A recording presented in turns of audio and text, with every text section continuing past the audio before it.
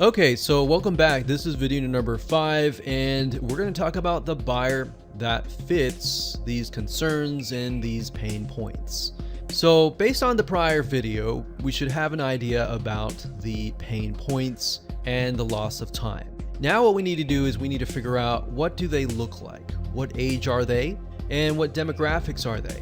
Now, with a security product, you could be all over the place, but what you're not trying to do is figure out what your buyer is, but who is your hungriest buyer. So when you really think about who is losing the most sleep at night, that is most likely your hungriest buyer. If you've got somebody who's like, yeah, I could use a security product, that would be something good, but they're not necessarily losing sleep, that might not be the buyer that you want to target. Because remember, you can't target everyone. You could have 10 different funnels going to different email autoresponder series and different video sales letters, but that's not your goal. You're trying to find the hungriest buyer, essentially. So we're gonna do a few things that will help us figure that out. So let's take a look at what we wrote earlier. So now what I want you to do is ask yourself, what do these buyers look like? We're gonna dig deeper into this, and you're gonna see, like the next video after that, we're gonna try to figure out what their typical day looks like. So we're gonna dig that deep.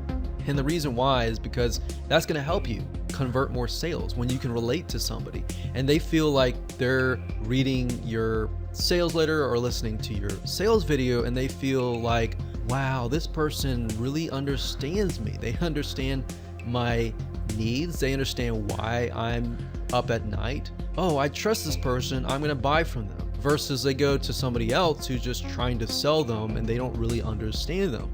It's kind of like you walk into a store and somebody asks, hey, like, what do you need this for? Or let me give you a better example, a car dealership.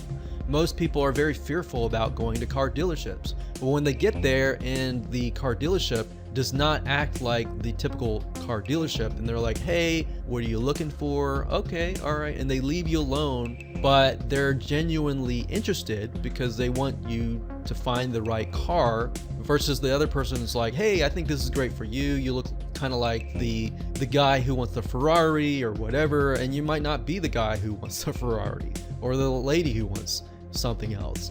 So that's why we're thinking listen versus speak. So most of the car dealerships that are assuming, they are seeing as speaking before listening. But a lot of car dealerships are actually trying to change into listening first before speaking. So what I want you to try to write out is the detail of how you envision them in your mind. If you're a visual person, you can even draw them if you would like. So that will help you figure out who they look like. Now, of course, you may not know exactly how they look like, but this exercise is to merely help you better process what your potential buyer looks like. So you may not know exactly what race they are or what sex they are, if they're male or female or whatever, but kind of get an idea of their needs, essentially. So it's much better if you can even find somebody you know in your real life, because that will help paint a better picture. If you can do that, that will help you stick in your minds like, oh, okay, I need to talk to this person because they're interested in this product and service and they have specific needs. And that's why if you can do that, great. If you can't, then what you want to do is you want to try to find somebody who fits that and try to get on the phone with them and just talk with them. And you don't even have to speak, you just let them talk. So it's a counseling session. You have the right questions to ask them. All you have to do is talk to them.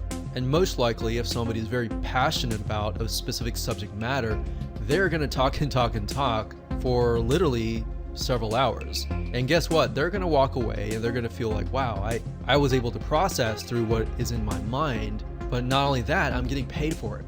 So if you sit down with somebody and you pay them whatever amount of money that you think is valuable, $10, $20, $30, $50, or $100, whatever you think is valuable for them, and get a genuine response from them, then that's going to help you down the road.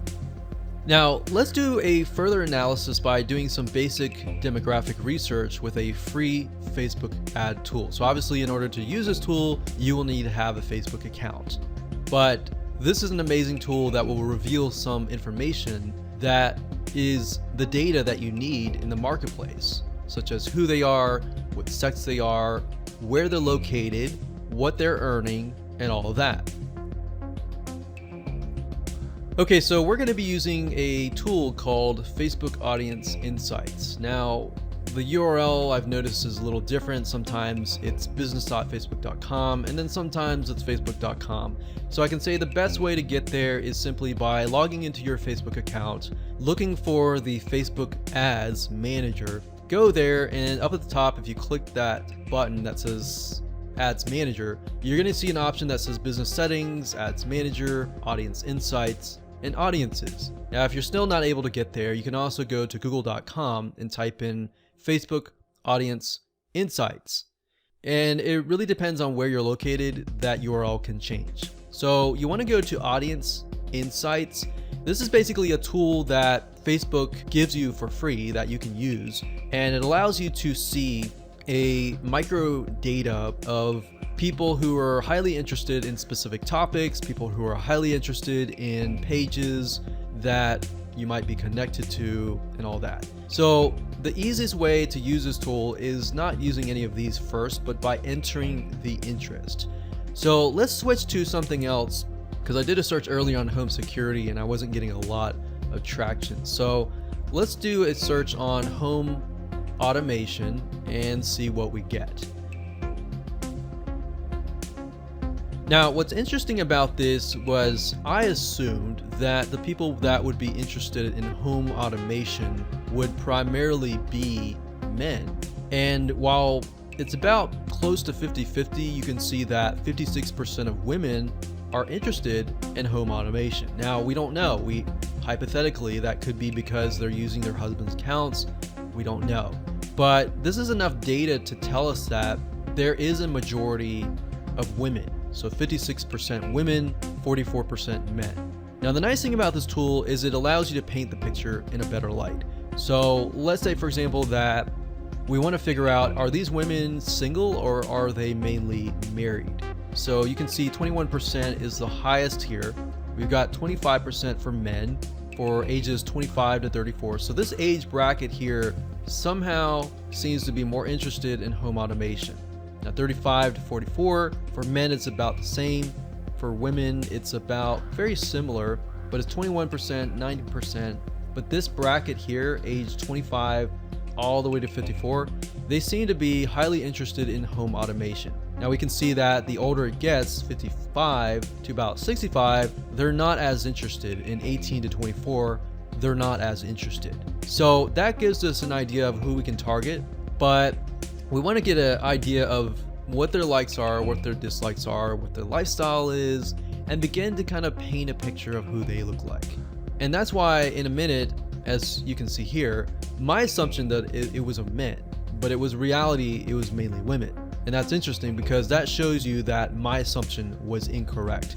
That's why assumptions are so dangerous, because imagine if you were built to build a whole sales funnel based on your assumptions and what you saw, because you're thinking, okay, I own this product and service, so I must know the demographics, but in reality, it's the opposite.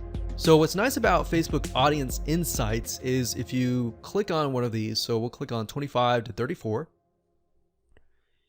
and this is merely focusing on the women. So 500 to 600,000 monthly active people. We can scroll down and we can see that most of them are married. A lot of them are single, but most of them are married. A lot of them have college degrees. A lot of them are into healthcare and medical services, personal care and home services, education and libraries, legal services. So not necessarily technical, but they are very highly into healthcare. So we don't know exactly why until we actually go to the pages that they like and look at that. So we can see business and finance, that's sort of techie, but let's scroll back up and look at the page likes. These right here are the top categories that they are interested in for this age range of 25 to 34. So we can see exactly what they're interested in: clothing stores, jewelry, cosmetics, baby goods, IKEA. So it looks like they're interested in a lot of baby goods. So what we saw earlier was that a lot of them were married at this age, or maybe beginning their life of being married and having a family. So we can see the page likes. You can even go to these pages and see how they interact with each other. We can go to location to get an idea of where they're located. So we can see North Carolina, South Carolina, Florida, Alabama, Arizona, Arkansas.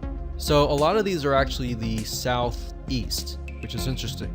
I don't know why they're interested in home automation, but they are. So that gives us an idea of geographically, maybe we can dig further, look into cultures.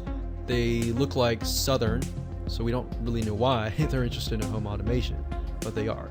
If we click on activity, we can see how engaging they are. A lot of them comment, a lot of them likes. They don't do a lot of sharing, but they do click ads. A lot of them are using desktops or iPhones or Android. So they're using a lot of smartphones and they're using desktop computers.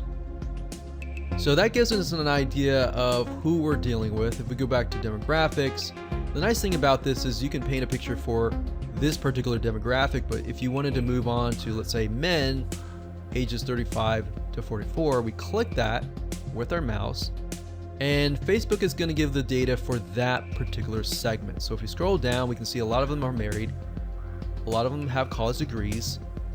There's IT, technical services, mathematics, engineering, veterans. So that's interesting because a lot of these men are having jobs that are highly technical. And that makes sense. They are into home automation because they're highly technical. So looking at the women, however, on the other hand, a lot of them are healthcare. So digging further into that and trying to figure that out would be beneficial to you. So maybe even finding somebody who's that age, who's into healthcare, maybe a nurse or something like that, and sit down and talk with them and they're interested in home automation. That will give you a better idea of who you're dealing with. So like I said earlier, you're not trying to target everybody and all the buyers out there. You're trying to target a specific segment of people who are very, very interested and highly hungry in terms of a buyer. So that's how to use Facebook Audience Insights to gather even more data and more information about your buyer. What I want to do now is dig further and deeper into their typical day.